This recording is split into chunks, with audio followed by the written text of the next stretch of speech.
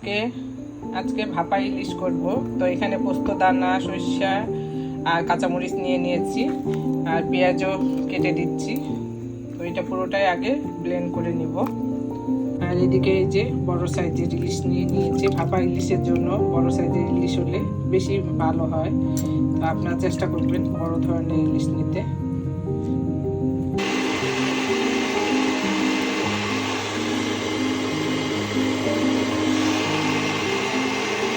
এখানে সরিষা, পোস্ত দানা, কাঁচামরিচ, পেঁয়াজ ব্লেন্ড করে নিয়েছি। প্রথমে আমি এটা নিয়ে নিব। তারপরে এই যে সরিষার তেল দিয়ে করব, তাই সরিষার তেল নিয়ে নিচ্ছি।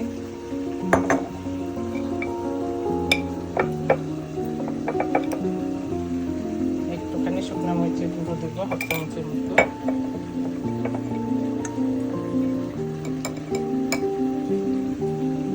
হাফ চামচের একটু বেশি হলুদের গুঁড়া নেব, আর কাঁচামরিচ, লবণ দিয়ে দিব পর্যাপ্ত পরিমাণে। তো আমরা এখানে কোনো ধরনের মশলা, আদা বাটা, রসুন বাটাই বলেন আর যা কিছুই বলেন, জিরা, ধনিয়ার গুঁড়ো কোনো কিছুই ইউজ করবো না।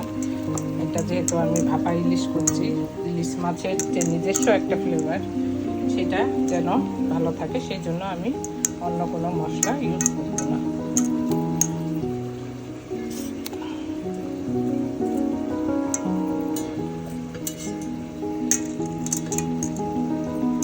আমাদের এরকম একটা আপনাদের পুডিংয়ের বোল যদি থাকে, ঢাকনা সহ, যে কোনো ঢাকনা সহ একটা বোল নিয়ে নেবেন। আর মাছগুলো আমি সেখানে বিছিয়ে বিছিয়ে দেব।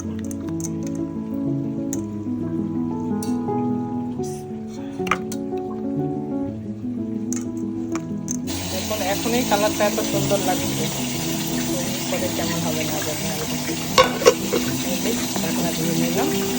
এখন ভাপে বসিয়ে একটা বড় হাঁড়িতে পানি দিয়ে নিয়েছি পর্যাপ্ত পরিমাণে। এরপরে বাটিটা এখানে বসিয়ে দেব। এই যে আমি বসিয়ে দিয়েছি। 45 মিনিটের জন্য ঢেকে দিব, খুলবো না এটা রাস্তা। এই যে চুলার রাস্তা বন্ধ করে দিয়েছি। এত ফগি হয়ে যাচ্ছে ক্যামেরাটা সবসময়। তো ইলিশ মাছ এমন একটা মাছ যেটা যেভাবেই রান্না করুন মজা হয়ে থাকে।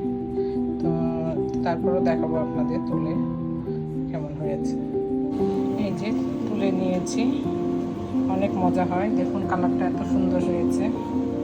তো আপনারা অবশ্যই ট্রাই করে দেখবেন যেভাবে আমি দেখালাম ভাপা ইলিশ। তো অনেকেই অনেকভাবে করে, তো আমি এভাবেই করি। তো ঠিক আছে ভিউয়ার্স, ট্রাই করে দেখবেন। আল্লাহ হাফেজ। এই তো ভিউয়ার্স আমার একটা ছোট ভিডিও। আপনারা অবশ্যই ভালো লাগলে লাইক, কমেন্ট, শেয়ার, ফলো দিয়ে যাবেন আমার চ্যানেলটাকে। আর ততক্ষণ পর্যন্ত আল্লাহ হাফেজ।